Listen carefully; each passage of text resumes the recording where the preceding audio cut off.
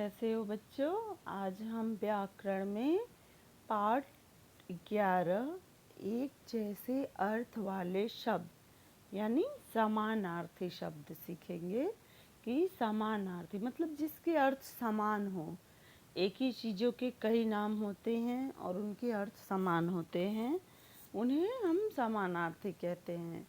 हमने चैप्टर 9 पढ़ा, 10 पढ़ा। क्रिया विशेषण, विशेषण किसे कहते हैं? जो किसी के गुण अवगुण सब गुणवत्ता बताते हैं, यानी विशेषता बताने वाले शब्दों को हम विशेषण कहते हैं। ओके। क्रिया, काम बताने वाले शब्दों को हम क्रिया कहते हैं। अब जो है एक जैसे अर्थ वाले शब्द यानी समानार्थी शब्द, देखो कोटेशन क्या दिया है। जो तुम बोलो वो मैं बोलूं, उपवन कह दो या फिर बाग, दोनों ही है नाम अलग लेकिन होती एक ही बात। देखो इसमें क्या दिया है कि जो तुम बोलो वो मैं बोलूं, उपवन कह दो या फिर बाग। हम उपवन कहें या बाग कहें, दोनों के अर्थ अलग हैं। भले ही दोनों के नाम अलग हो लेकिन इनके अर्थ मीनिंग एक ही होते हैं। ठीक है। फिर उसके बाद है कि बहुत सी चीज़ों को एक से अधिक नामों से बुलाते हैं। हम जो है बहुत सी चीज़ों को एक से अधिक नाम से बुलाते हैं। जैसे देखो पानी, पानी को हम जल भी कहते हैं, है ना। पानी को हम जल भी कहते हैं। और ये रहा हमारा पानी, पानी को हम जल कहते हैं, पानी कहते हैं, जल कहते हैं। घर को हम गृह भी कहते हैं। अगर हम गृह कहें तो भी घर है, घर कहें तो भी गृह है। और बादल, बादल को मेघ भी कहते हैं। क्या कहते हैं? मेघ भी कहते हैं। ओके। फिर उसके बाद है बारिश, बारिश को हम वर्षा कहते हैं। आँख को हम नयन कहते हैं। तो देखो बारिश, बारिश का वर्षा भी होता है, दो नाम होते हैं, बारिश वर्षा, और बहुत से नाम होते हैं। आँख, आँख का नयन, चक्षु, बहुत ऐसे नाम होते हैं। नाव, नाव का नौका, नाव का क्या होगा? नौका। चांद का चंदा, पेड़ का वृक्ष, पक्षी का पंछी। तो हम ऐसे बहुत से नाम होते हैं। एक शब्द के कई नाम होते हैं, जिसे हम समानार्थी में समान अर्थ बताने वाले शब्द, और इसको हम पर्यायवाची भी कहते हैं। क्या कहते हैं? पर्यायवाची। देखो एक जैसे अर्थ वाले शब्दों को समानार्थी शब्द कहते हैं। एक जैसे अर्थ वाले शब्दों को हम क्या कहते हैं? समानार्थी शब्द कहते हैं। जिन शब्दों के अर्थ एक ही हो ऐसे शब्दों को हम समानार्थी शब्द कहते हैं। देखो यहाँ दिया भी है, समानार्थी शब्दों को हम पर्यायवाची शब्द भी कहते हैं। ठीक है। कुछ चीज़ों को के एक से अधिक नाम होते हैं, उन्हें एक जैसे अर्थ वाले या समानार्थी शब्द कहते हैं। कुछ चीज़ों के एक से अधिक नाम होते हैं, उन्हें एक जैसे अर्थ वाले या समानार्थी शब्द कहते हैं। ओके। अब हमारा जो है एक्सरसाइज है कि सही जोड़े बनाओ, सही जोड़े। अब देखो यहाँ है पाँव, पाँव का सही जोड़ा क्या होगा? पैर, पाँव को हम पैर कहते हैं, है ना। पाँव तो पैर, पैर को हम बोलते हैं हमारा पैर है, हमारा पाँव है। पेड़, पेड़ को हम क्या कहते हैं? वृक्ष। क्या कहते हैं? वृक्ष भी कहते हैं। चांद को हम क्या कहते हैं? चंदा। क्या कहते हैं? चंदा। आँख का नयन तो दिया ही है बचा घर, घर को हम गृह भी कहते हैं। तो पाँव, पैर, पेड़, वृक्ष, चांद, चंदा, आँख, नयन, घर, गृह, तो ये हमारे जोड़े हैं। ठीक है। अगर हम उल्टा भी बोलते हैं, गृह घर, चंदा चांद, नयन आँख, वृक्ष, पेड़, पैर, पाँव, तो भी वही होता है। तो ये हमारे सही जोड़े हो गए समानार्थी शब्दों के। नेक्स्ट है हमारा समानार्थी शब्द छांटकर सही स्थान पर लिखो। समानार्थी शब्द छांटकर सही स्थान पर हमें लिखना है। चलो, जैसे कि दिया है जल, तो यहाँ क्या दिया है? पुस्तक, वर्षा, आसमान, पानी, तो जल का क्या होगा? पानी। प पे आ की मात्रा पा, न पे बड़ी की मात्रा नी। चलो लिखो, प पे आ की मात्रा पा, न पे बड़ी की मात्रा नी, पानी। हो गया। नेक्स्ट हमारा है वर्षा, सॉरी बारिश। बारिश का हम देखेंगे तो बारिश का होगा, यहाँ दिया है पुस्तक, वर्षा। देखो यहाँ वर्षा दिया भी है ना? तो बारिश का हम लिखेंगे व, खटकोड़ वाला श, ऊपर रेफ वाला आधा र, आ की मात्रा वर्षा। चलो लिखो वर्षा। व, खटकोड़ वाला क्ष, ऊपर रेफ वाला र, आ की मात्रा वर्षा। Done everyone. नेक्स्ट हमारा है दांत। तो दांत का तो पुस्तक, आसमान और दंत, ये दोनों तो हो गए हैं ना। ये दोनों कट कर देंगे हम ऐसे, इन दोनों को हमें नहीं देखना है। दंत, ये रहा दंत, तो दांत का हो जाएगा दंत। तो चलो अब हम लिखेंगे बिंदी त, द बिंदी त, दंत। चलो लिखो दंत।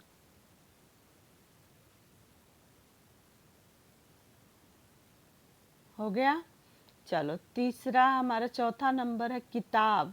किताब का होगा, पहले ही लिखा है पुस्तक, क्या होगा? पुस्तक। हम यहाँ जो है अंडरलाइन के यहाँ जो डॉट डॉट है यहाँ लिखेंगे पुस्तक। प पे छोटा उ की मात्रा पू, आधा स, त, क। चलो लिखो पुस्तक। प पे छोटा उ की मात्रा पू, आधा स, त, क, पुस्तक। Done everyone. नेक्स्ट हमारा है आकाश। तो आकाश का होगा आसमान, ये पुस्तक भी कट, दंत भी कट। अब हमारे दो ही बचे ना, तो आकाश का क्या होगा? आसमान। अब हम यहाँ आसमान लिखेंगे। आसमान लिखो, अ पे आ की मात्रा आ, स, म पे आ की मात्रा मा और न, आसमान। अ पे आ की मात्रा आ, स, म पे आ की मात्रा मा और न, आसमान। चलो लिखो आसमान। Done everyone. अब हम इसको भी कट कर देंगे। ओके। फिर है हमारा लास्ट छठा नंबर जमीन। तो हमारे पास तो धरती बस एक ही बचा है, धरती। तो हम यहाँ लिखेंगे धरती। ध, र, तपे बड़ी की मात्रा ती, धरती। ध, र, ती, धरती। तो ये हमारे हो गए जो है समानार्थी शब्द। जल का पानी, बारिश का वर्षा, दांत का दंत, किताब का पुस्तक, आकाश का आसमान, जमीन का धरती। ओके। अब चलो चित्रों की सहायता, चित्रों के समानार्थी शब्दों से मिलाओ। चित्र जो दिए हैं हमारे, उनको हमें समानार्थी शब्दों से मिलाना है। ओके। तो देखो पहला चित्र हमारा है, दो समानार्थी शब्द। पहला चित्र किसका है? बाघ और उपवन का। किसका? बाघ और उपवन से हम मिलाएंगे। ओके। दूसरा चित्र हमारी जो माता है, माँ और माता का है। और तीसरा चित्र जो है माँ और माता का है। पहला चित्र हमारा बाघ और उपवन, दूसरा चित्र हमारा है बादल और मेघ, तीसरा चित्र हमारा है माँ और माता, लास्ट है बंदर और वानर, बंदर और बानर। ओके, तो ये हमारा हो गया, क्या है, बाघ और उपवन, बादल और मेघ, ठीक है, माँ और माता, बंदर और बानर। तो देखो दो नाम दिए हैं पर दोनों के अर्थ एक ही होते हैं। जैसे बाघ को हम उपवन भी कहते हैं, ओके, बादल को हम मेघ और बादल भी कहते हैं, और भी बहुत कुछ कहते हैं। माँ, माता, माँ, जननी, जन्मदात्री, माँ को हम इन इन नामों से पुकारते हैं, बट सबका अर्थ माँ होगा। बानर और बंदर, तो बंदर को हम बानर भी बोलते हैं, बंदर भी बोलते हैं, है ना। तो ये हो गया, ओके।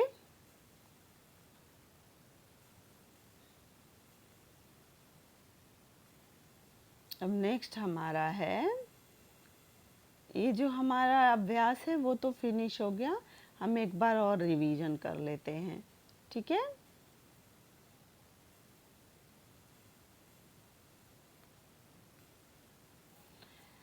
पाठ 11, एक जैसे अर्थ वाले शब्द।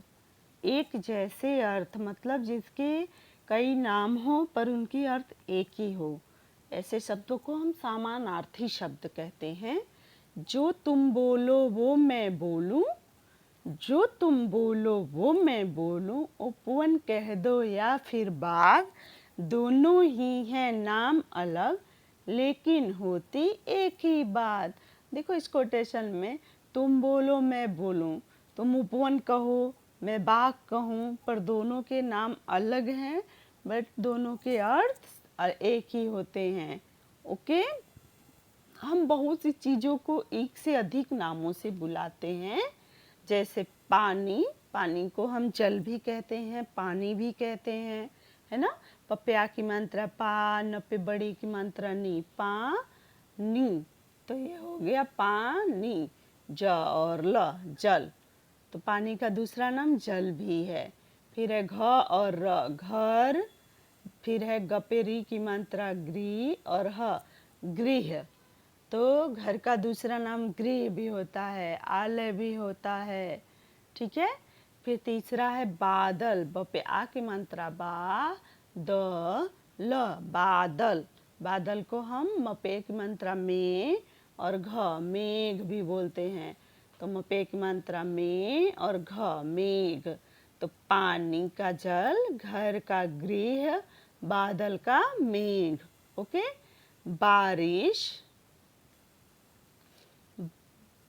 चलो देखो यहाँ दिया है बा, बप्या की मात्रा बा, रपे छोटी की मात्रा री और श, तो क्या हो गया, बारिश। देखो बूंदों से टपक रहा है ना बादल से बारिश, तो बारिश को हम वर्षा भी बोलते हैं, वो श आ की मात्रा ऊपर रेफ वाला र, वर्षा, बारिश और वर्षा भी बोलते हैं। अब देखो आ के ऊपर चंद्र बिंदु और ख, तो क्या हो गया, आंख, क्या हो गया, आंख, आंख को हम नयन भी बोलते हैं, नयन, नयन भी बोलते हैं। देखो नयन का उल्टा और सीधा दोनों एक समान होता है। कुछ ऐसे वर्ड होते हैं ना, जैसे नयन, हम उल्टा अगर लिखते हैं न य और न, तो भी नयन होता है ना, नयन। फिर है हमारा नप्या की मात्रा ना, व, नाव, तो नाव को हम नप्यों की मात्रा नौ, कप्या की मात्रा का, नौका भी बोलते हैं, ओके। फिर है चांद, देखो च प्या की मात्रा चा, चंद्रबिंदी और द, चांद, चांद को हम च पे बिंदी, द प्या की मात्रा दा, चंदा भी बोलते हैं, है ना।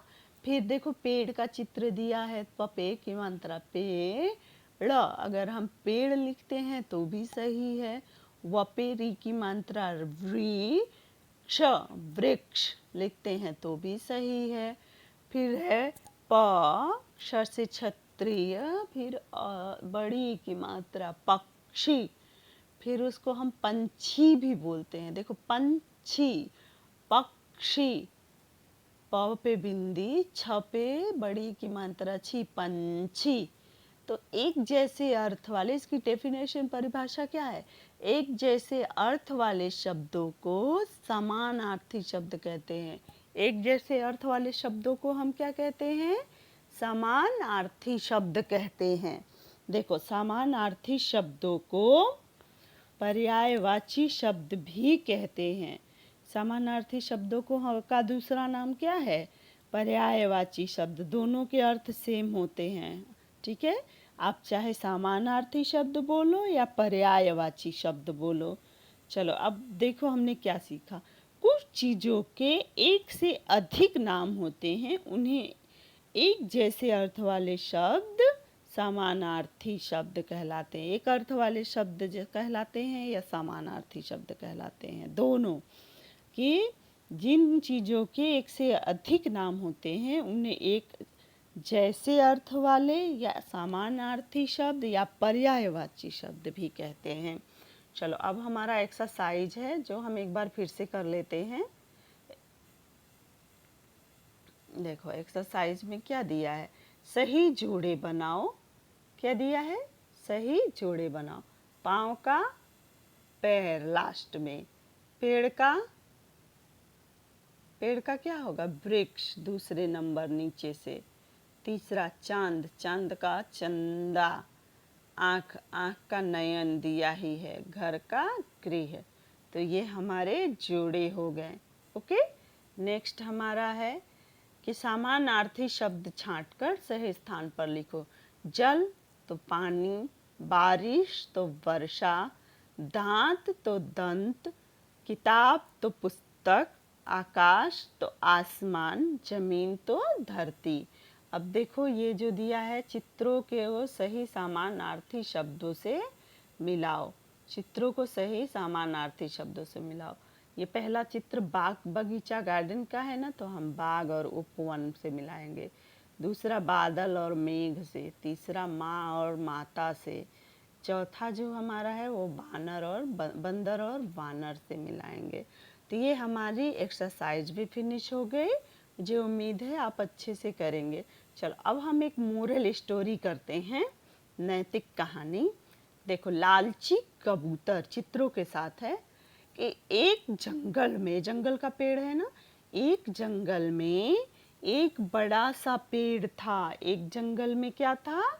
एक बड़ा सा पेड़ था। ये जंगल में बड़ा सा पेड़ था। उस पेड़ पर प्रतिदिन बहुत से कबूतर आकर विश्राम करते थे। कौन आकर विश्राम करते थे? कबूतर आकर। मैं क्वेश्चन डिस्कस करूंगी आपसे इसके अंदर का। एक दिन एक शिकारी ने, किसने? शिकारी है। शिकारी ने कबूतरों को पकड़ने के लिए वहाँ दाने बिखेर दिए। क्या बिखेर दिए? दाने बिखेर दिए। और उनके ऊपर यहाँ जाल बिछा दिया। ये जाल का चित्र है ना। और स्वयं यानी अपने आप को पेड़ के पीछे छिपाकर बैठ गया। तो क्या है ये कहानी कि एक जंगल में एक बड़ा सा पेड़ था। उस पेड़ पर प्रतिदिन यानी रोजाना बहुत से कबूतर आकर विश्राम करते थे, मीन्स आराम करते थे। एक दिन एक शिकारी ने कबूतरों को पकड़ने के लिए वहाँ दाने बिखेर दिए और उनके ऊपर जाल बिछा दिया और स्वयं पेड़ के पीछे छिपकर बैठ गया। ठीक है। कुछ समय बाद पेड़ पर कबूतरों का एक झुंड आकर विश्राम करने लगा। तभी उनकी नज़र दाने पर पड़ी। दाने देखकर कबूतर दाना चुगने जाने लगे।